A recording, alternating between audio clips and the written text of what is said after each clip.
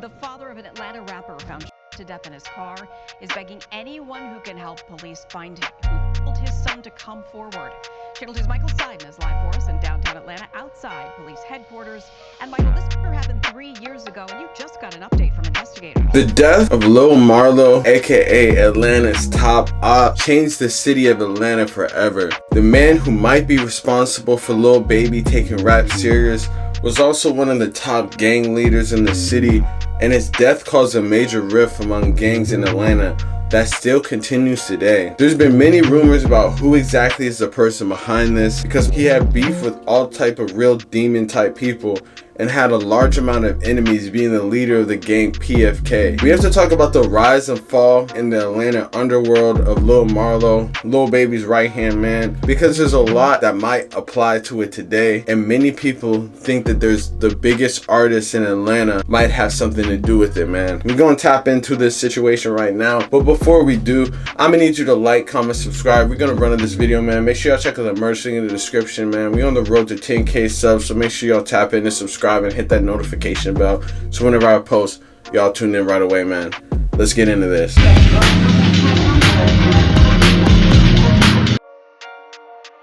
Rudolph Johnson, or as people called him in the streets as Lil MARLO, was a respected street entrepreneur, as they say. Coming out of the west side of Atlanta, growing up in the Bowen Homes 9th Ward area of Atlanta, he got his name from an OG in the area who died but apparently had the same hustle as MARLO. Also sort of combined that with the character from The Wire because he loved the show. He basically took over and became a major kingpin in the area. He apparently had a lot of money, so much bread from being in the streets that he was known to drop bags on people's heads for the smallest of reasons.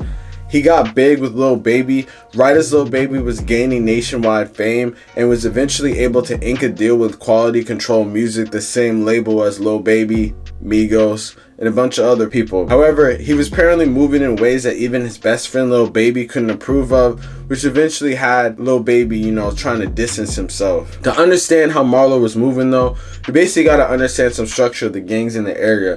PFK, the gang that MARLO ran with, and Goodfella Mob were all once under the same gang umbrella in the 9th Ward of Atlanta, but then something basically happened that caused those two gangs to split, and on top of that, basically made them start beefing with each other. But we're gonna get into that later, because MARLO was really in the field and definitely would have gained a lot of enemies in a lot of different places, from his beef with GF to even being allegedly one of the people involved in the Bankroll Fresh incident that took out the infamous Atlanta rapper, man. The Bankroll Fresh incident is definitely one of the more crazy incidents that he was rumored to be a part of, and could have played a significant role in the animosity towards him. That incident happened all the way back in 2016. Apparently, the night that Atlanta rapper Bankroll Fresh was murdered, people say that MARLO's one of the people in the car that returned fire in a crazy incident that basically spilled out into the streets of Atlanta. It starts on March 4th, 2016. Where Bankroll Fresh and rapper No Plug get into a heated argument at a studio in Atlanta. The fight spills out into the streets when Bankroll Fresh pulls an SK style rifle and starts firing at a car, but he's hit in the hip and returned fire from No Plug's car.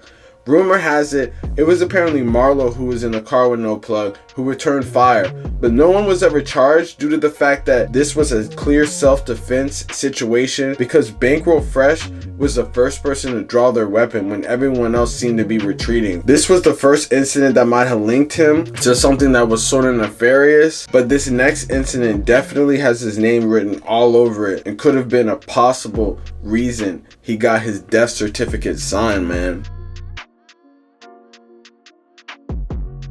As I was saying before, PFK was once at peace with Mob, or Goodfella Mob as they say. However, they eventually split. One of those driving forces apparently was MARLO not digging the idea that one of his members by the name of Capo Nuke might have had some type of relations with his baby mama. Things changed when Capo Nuke was apparently gunned down, And apparently the person behind the shooting was none other than Lil Marlo. Tonight, folks, a killer is on the loose right now after Atlanta police officers find a man shot to death inside a car.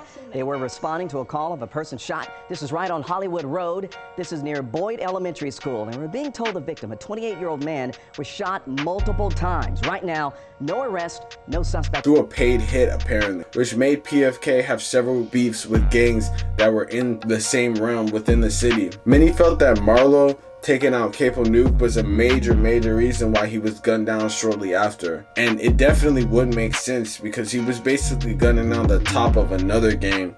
And people said that he was basically moving recklessly in the streets.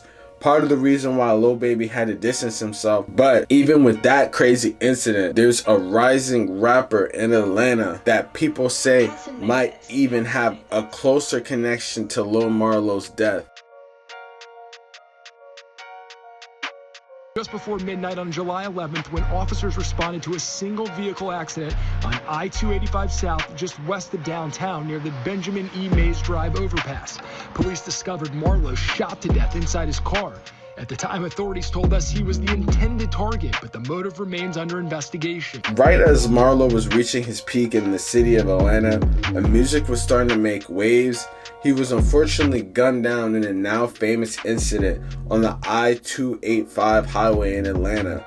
At around 11:30 p.m. July 2020, Marlo was found shot and killed near the Benjamin E. Mays Drive overpass on the I-285. The preliminary investigation indicates the vehicle was traveling on I-285 in the southbound lanes when the driver was shot in an ambush. Apparently, he was coming back from a city's hood day when he was ambushed on the highway and taken out by the ops. This death had a major effect on PFK, as well as basically sparking a major rift within the Atlanta scene, with PFK essentially beefing with everyone because they had no idea who was the person behind the shooting, so they couldn't trust anyone.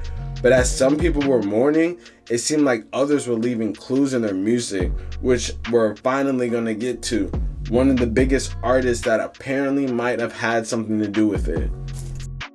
Shortly after the death of Lil Marlo, there was another up-and-coming artist out of Atlanta that began to catch people's eyes and ears for all the wrong reasons. Young Nudy basically made him front and center in the Atlanta scene when he dropped his song Dunstain, where this new rapper by the name of Baby Drill boasted that he dropped the biggest op at 18. This had people wondering who he was referring to, and many felt that he was talking about Lil Marlo. As said before, PFK essentially had not been on good terms with 4L and PDE for a minute, and Baby Drill was apparently around the age of 18 when Marlo was gunned down in 2020. Another crazy unreleased song by Drill came out saying that P should have gotten BP, meaning bulletproofing for his artist cars.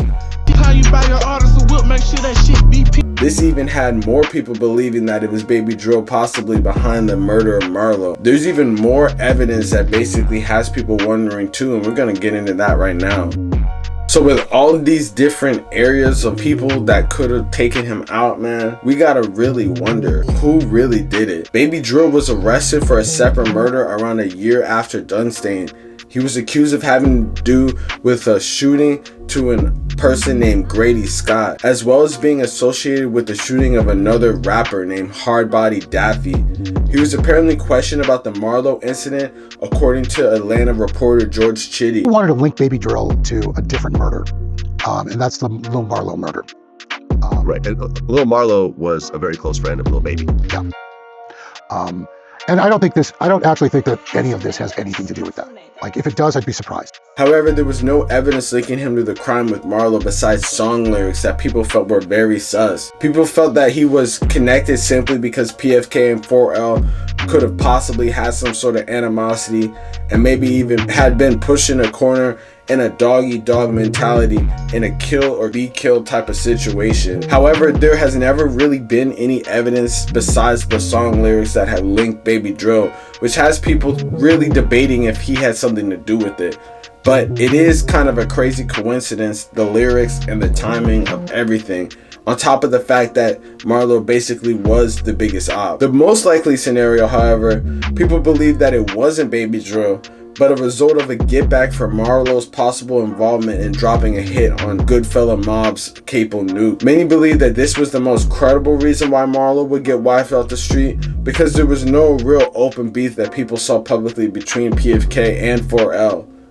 On top of the fact that Lil Baby still chills with 21 Savage and Young Nudy, and basically probably in the same rooms as Baby Drill if so. But that really had people shaking the wrong way. Seeing that, people have been criticizing Baby lately for chilling with the person that murked his friend.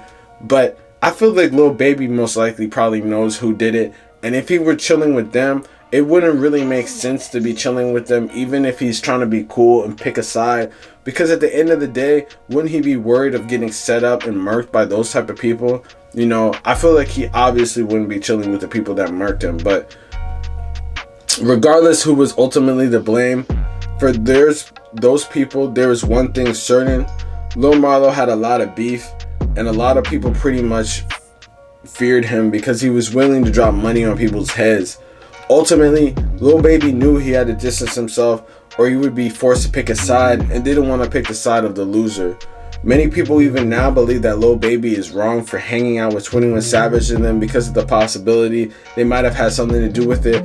However, if that were the case, I wouldn't blame Lil Baby because Marlo was most likely in the wrong, moving wrong, dropping bags. Just as a result, it will result in evil things happening to you. You know, you basically get the energy that you put out. And I feel like there was a general consensus that, yeah, he was a good artist and good father, but at the end of the day, he was doing crazy activity in the streets, like getting people killed and stuff like that, that basically made him a target on his head, and anyone that rocked with him could get caught in the crossfire, man.